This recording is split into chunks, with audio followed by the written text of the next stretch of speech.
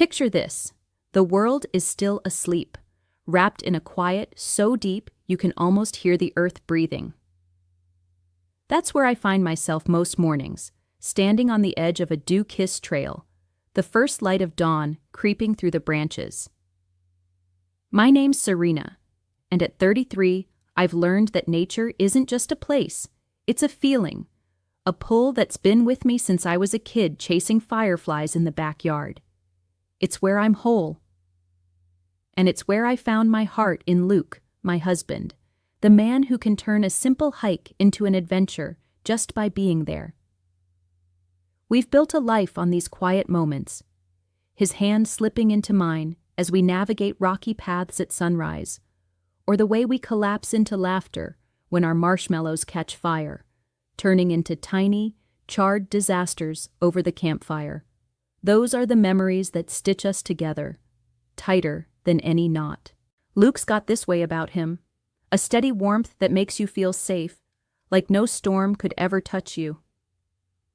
We're two peas in a pod when it comes to the outdoors, always dreaming up the next escape. And this time, he's brought along his crew, Austin, Caleb, and Nate, for a weekend camping trip that's been buzzing in my mind for weeks. I've known these guys through Luke's stories long before I met them in person. Austin's the charmer, always ready with a quick grin and a story that pulls you in, his voice carrying over everyone else's without even trying. Caleb, though, he's different. Quiet. Almost too quiet, with this intense stare that seems to peel back layers like he's always figuring something out. Then there's Nate, the rugged one, all rough edges and wild energy, with a mischievous glint in his eye that hints at trouble in the best way. I can see why Luke's so tight with them.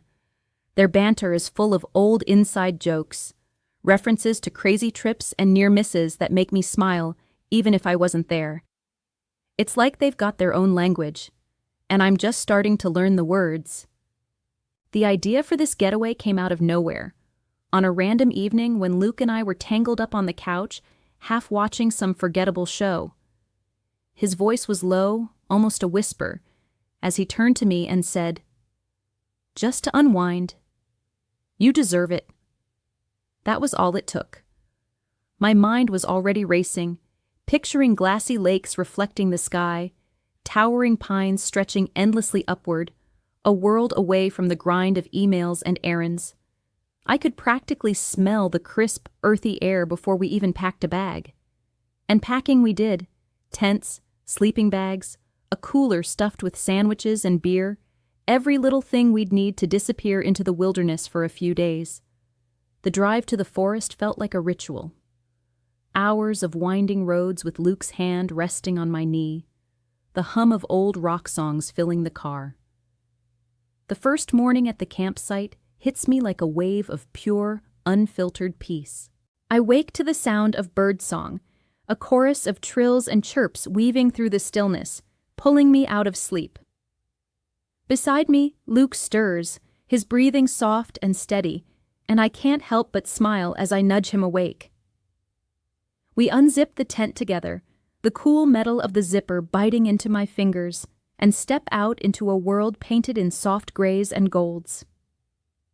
Mist rises off the lake in delicate curls, hovering just above the glassy surface like a secret waiting to be told.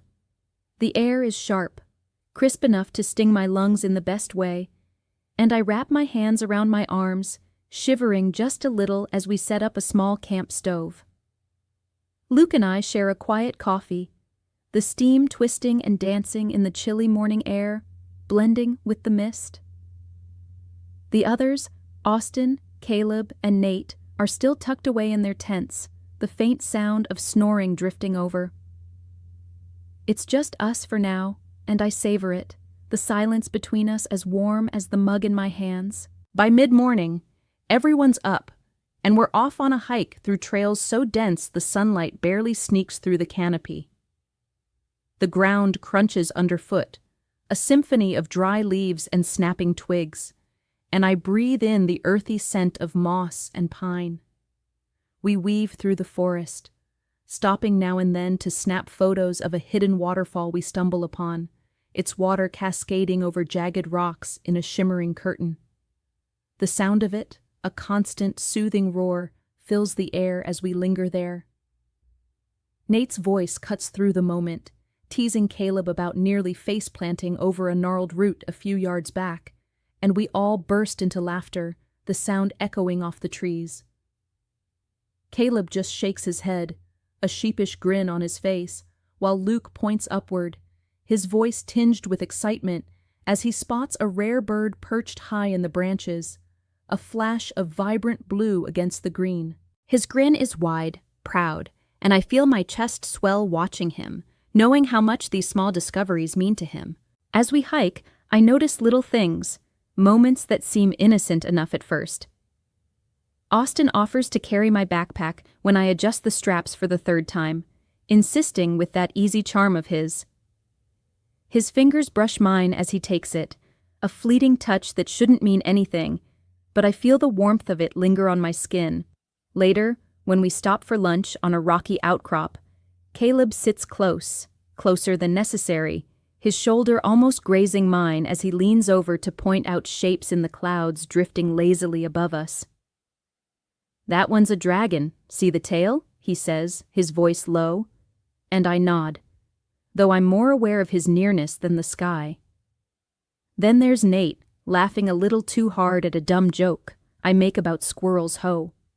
The second evening creeps in like a slow shadow, and I can feel the weight of the day pressing down on me. The air feels thicker somehow, charged with something I can't name, as if the forest itself is holding its breath.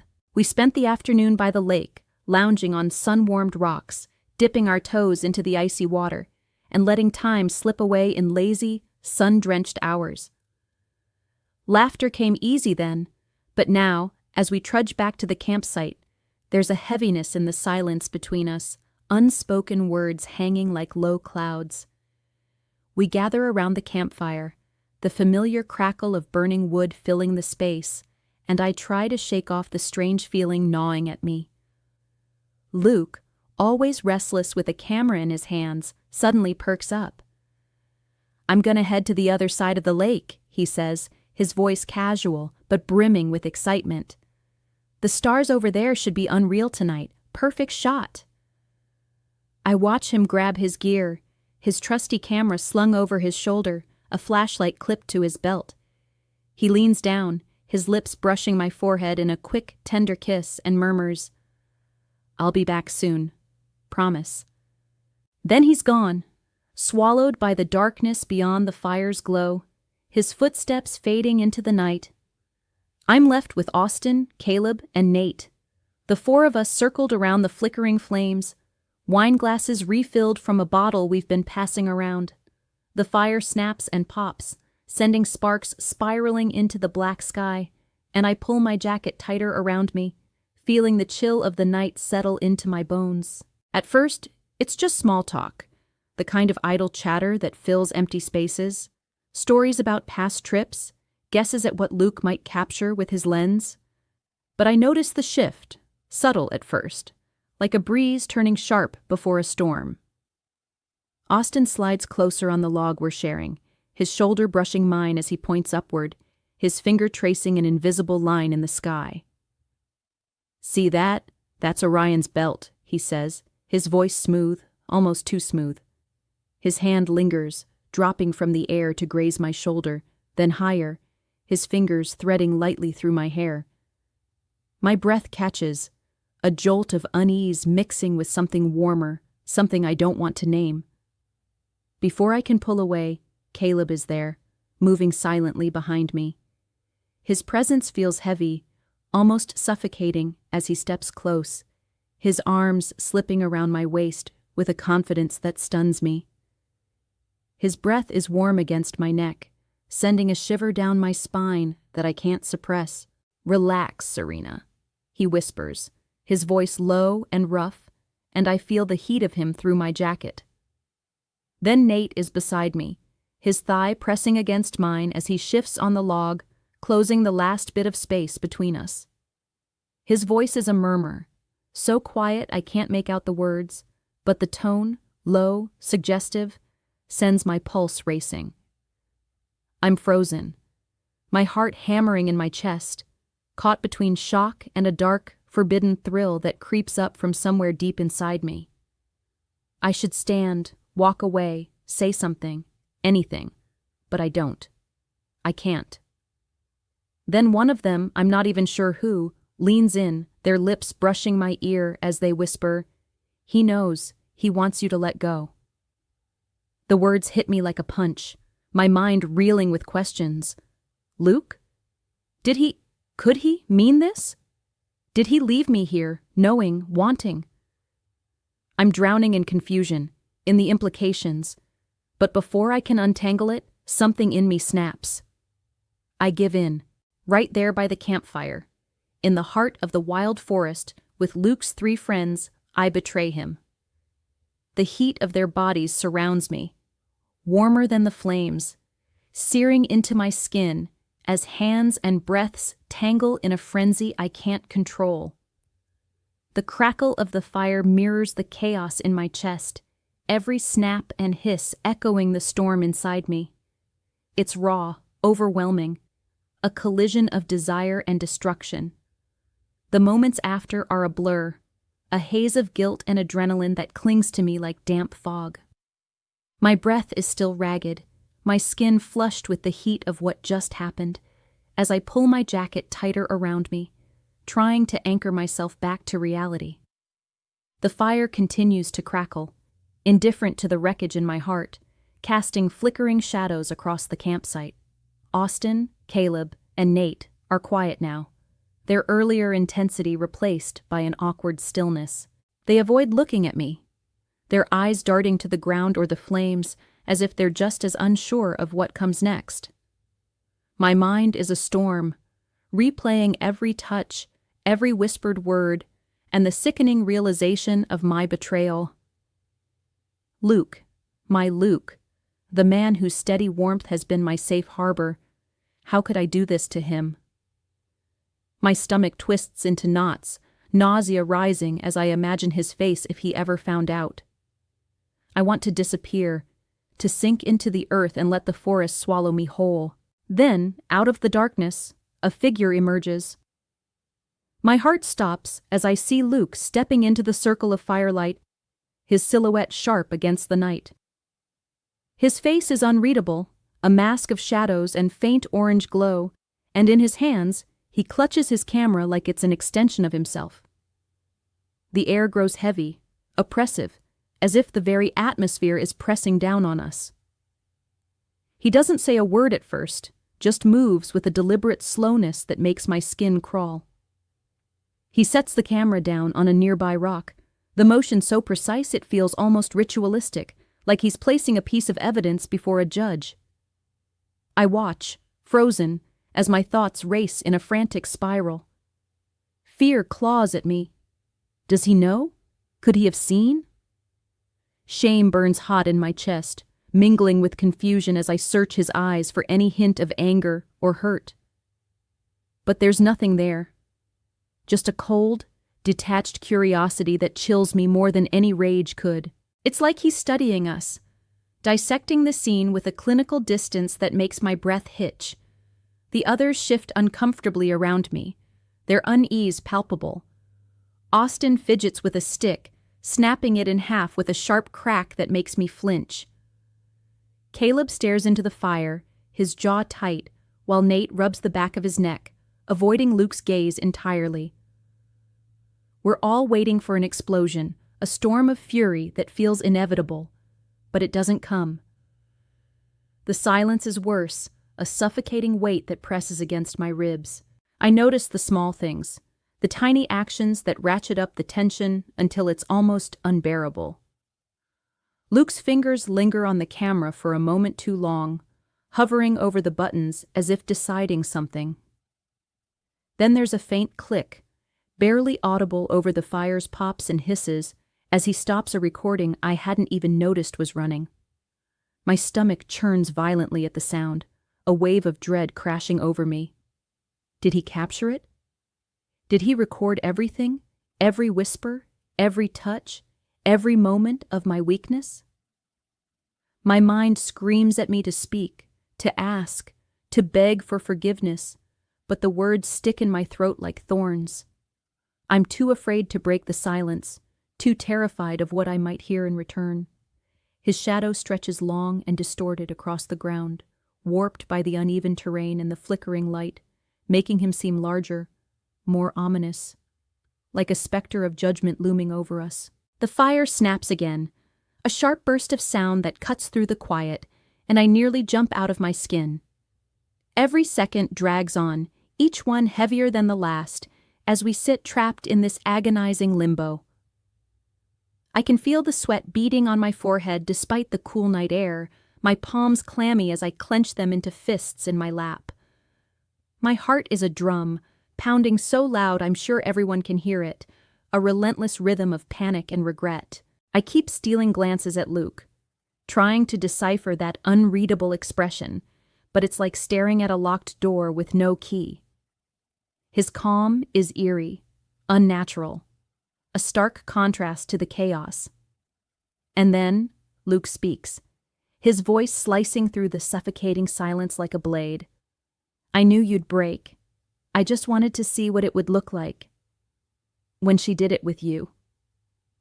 His words hit me like a physical blow, a punch straight to the chest that knocks the air from my lungs. I can't breathe, can't think.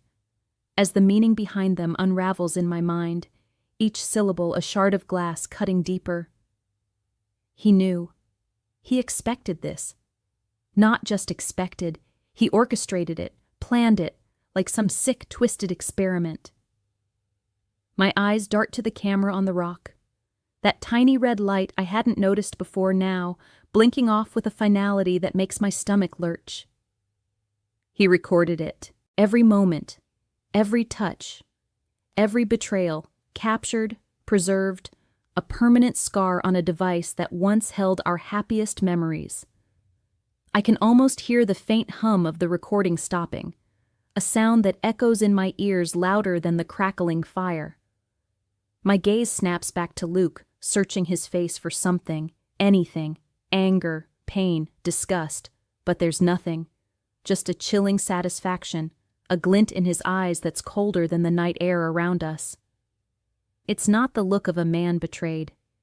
It's the look of a scientist who's just proven his hypothesis. And I'm the subject, dissected and exposed under his unfeeling stare. The others around me are statues, frozen in the flickering glow of the flames. Austin's hand, the one that had been so bold just minutes ago, now hovers awkwardly mid-air before dropping to his side. Caleb's grip on the log tightens, his knuckles whitening, while Nate lets out a sharp, uneasy breath, his usual bravado nowhere to be found. They're as stunned as I am, their earlier confidence crumbling under the weight of Luke's confession. I can feel their eyes on me, then on him, then back again, as if they're waiting for me to react, to scream, to do something. But I can't. I'm rooted to the spot, my body heavy as if the ground itself is pulling me down. My breath comes in shallow, ragged gasps, each one catching in my throat like a sob I can't release. My mind is a whirlwind, spinning out of control, replaying his words over and over. I knew you'd break. Break. As if I'm some fragile thing, a toy to be tested until it shatters. And she? He said she, like I'm not even here, like I'm not a person, but a variable in his cruel equation. Did he mean me? Or is there more? Something darker I can't yet grasp? Inside, I'm unraveling. Betrayal surges through me, hot and bitter, burning away any remnants of the guilt I felt moments ago. How could he do this? How could the man I trusted with every piece of myself, the man whose warmth I've clung to through every storm, turn our love into a game? Disgust follows, a sickening wave that makes my skin crawl, not just at him, but at myself for falling into this trap, for letting desire blind me to the warning signs. And yet, beneath it all, there's a perverse, twisted relief. He's not furious. He's not screaming or storming off. He wanted this, in some warped way, and that means I don't have to face his wrath. But that relief is poison, tainting every thought, because it only deepens the horror of what this means. Was our entire marriage a test? Every quiet morning by the lake, every shared laugh over a burnt marshmallow, was it all just data to him, moments to analyze and manipulate? How long has he been planning this? Months? Years? Was every tender touch, every whispered, "I love you," just a setup for this moment of collapse? I'm standing now, though I don't remember getting up. My legs are unsteady, trembling beneath me as I hover near the fire, its heat a stark contrast to the ice spreading through my veins. The flames dance in my vision, blurring as my eyes sting with unshed tears. I want to scream at him, to demand answers, to shatter this suffocating silence with the raw pain clawing at my insides. But my voice betrays me, staying locked somewhere deep in my chest. Instead, I watch as Luke turns away, his movements slow and deliberate, like he's already dismissed us from his mind. He walks back into the darkness beyond the fire's reach, his figure dissolving into the night without another word, leaving behind a void heavier than any storm. The sound of his retreating footsteps, soft crunches on the forest floor, fades until there's nothing left but the faint crackle of the dying fire and the hollow ache in my bones. I'm left standing there, trembling, with Austin, Caleb, and Nate still frozen around me, none of us daring to speak, as if words could somehow make this nightmare more real. The silence that follows his departure is crushing, a weight that presses down on us like a physical force. The four of us sit by the fading fire, its warmth now a distant memory, replaced by a cold emptiness that seeps into my skin. I can't bring myself to look at them, Austin, Caleb, or Nate. My eyes stay fixed on the ground, on the scuffed dirt and scattered pine needles, as if staring hard enough might erase the last hour of my life. The heat of earlier, that reckless, forbidden rush, has vanished, leaving behind a hollow shell where my heart used to be. I notice the remnants of the night scattered around us, empty wine glasses tipped over in the dirt, their contents long spilled, reflecting the last glimmers of firelight in fractured shards of glass. Logs lie haphazardly near the fire pit, some half-burned, others untouched, like they're mocking the chaos that unfolded here. And there, on the rock, sits Luke's camera, a silent witness to everything, its lens pointed toward the empty space where he stood, as if it's still watching, still recording even now that the red light is off. I can't shake the feeling that it sees right through me, capturing not just actions, but the shame and confusion swirling inside. I sink back onto the log, my legs giving out under the weight of my thoughts. Deep down, I have to admit something ugly to myself. I liked the thrill. That dark, forbidden rush of giving in, of letting go, it ignited something in me I didn't know was there. For those fleeting moments, I felt alive in a way I hadn't in years, untethered from the rules and expectations that usually bind me. But now, in the aftermath, that excitement has curdled into something bitter, leaving me empty and lost. What comes next? I don't have an answer. I don't even know if Luke will come back tonight or ever. Will we speak of this, drag it into the light and face the wreckage head-on? Or will we bury it under layers of silence and pretend it never happened? And our marriage? God, our marriage. Is it irreparable now? A fragile thing shattered beyond repair by one night of weakness and manipulation? I can still see the cold glint in his eyes, the satisfaction of a plan coming together. And it makes me wonder if there was ever anything real to salvage at all. The fire sputters, its glow dimming as the last of the wood turns to ash, and I can't help but see it as a mirror to the trust I've burned tonight. Nothing else flames now, nothing but the bitter realization of what I've done and what Luke allowed, encouraged even.